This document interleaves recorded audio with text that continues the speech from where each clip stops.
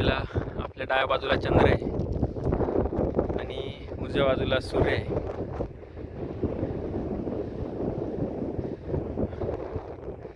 आपण हा व्ह्यू बघू शकता.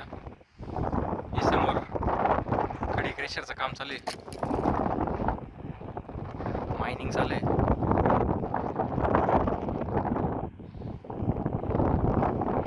आणि इथून आपल्याला 2 धरणं दिसत आहे.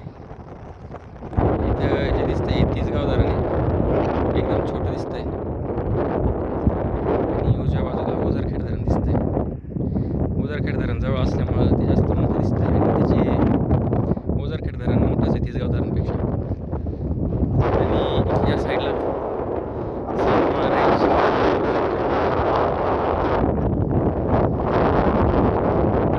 सप्तशृंगी.